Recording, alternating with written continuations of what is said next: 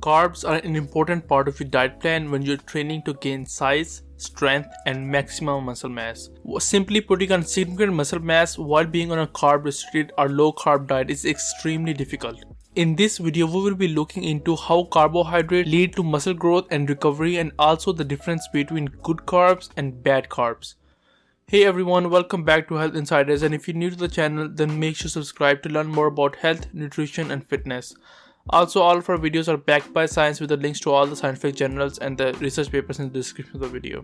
Just like a lot of other things in life, there are carbs that will help you reach your fitness goals, and there are carbs that will prevent you from reaching those goals. Out of all the carbs, complex carbohydrates play a significant role in building muscle mass. Think about that. Your body requires a lot of energy to power through workouts that results in bigger and stronger muscles. And from where does that energy come from?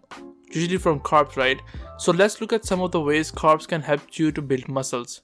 Number 1, carbs prevent muscle degradation. One of the biggest concerns with low carb diets is muscle loss. A study done in Netherlands compared the low carb diet to other diets and discovered that limiting carbs causes protein loss. This is due to the increase in the amount of the nitrogen excreted by your body when carbs are restricted. And since nitrogen is an essential part of the muscle protein, nitrogen loss indicates that the muscles are breaking down. I will leave the link of this research paper in the description, so if you're interested, you can check it out.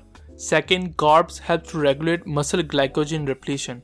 Glycogen is a type of glucose that can be stored and used later, and when your body needs energy, glycogen kicks and serves as a ready source of fuel.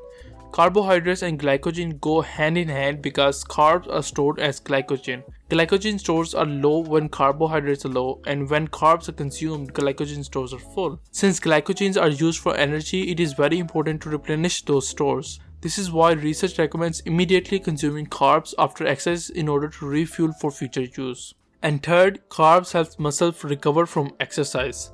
The role of carbs in muscle recovery is directly linked to glycogen stores. When glycogen stores run out, this causes the process of glucogenesis. This occurs when the body produces glucose from non-carb sources to make up for the lack of glucose from carbs. When this happens, your body turns to sources like fat and protein to fill this need. So when the energy is needed, the body breaks down muscles to make more glucose from protein, causing them to waste away. It will result in that you will start losing your muscles, and we know that we don't want that, right? Therefore, replenishing glycogen stores with complex carbs is important to prevent protein breakdown and muscle wasting. Alright, so now we know different ways carbs help our muscles to grow. Let's talk about the different types of the carbs. There are carbs in form of simple sugars and complex carbs like starch you find in potatoes and rice. And there are good and bad carbs too. Now, no matter what type of diet you're following, you should always choose good carbs and avoid bad carbs. So let's look at what is the difference between the two. Good carbs. Good carbs tend to be less processed and as close to their natural state as possible. This is generally refers to starchy fruits and vegetables. Whole grains are also fine, but eating too much grain-based foods can cause inflammation in many people. These good carbs are generally slow digesting, so they don't spike insulin as much and keep your metabolism in check. Some examples of good carbs are sweet potatoes, normal potatoes, pumpkins, carrots, peas, beans, and legumes, wild, brown, and white rice, fruits, whole grains, and sourdough bread. On the other hand, bad carbs are any type of carb that has been highly processed. These carbs are digested quickly and causes your body's insulin production to spike to dangerously high levels. While it is okay now and then, consuming these insulin spiking on a regular basis can lead to health problems and could reduce your training results. Some examples of highly processed carbs foods to avoid include white bread, cakes, biscuits, soft drinks, fruit juice, sweets, ice cream syrups, and pasta.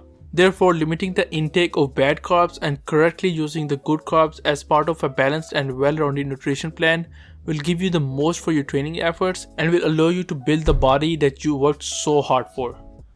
Alright guys, that is all for this video. Thank you so much for watching. Please don't forget to hit the like button and subscribe to the channel. It will mean the world to us. Also tell us in the comment section of any suggestions you have for the future videos.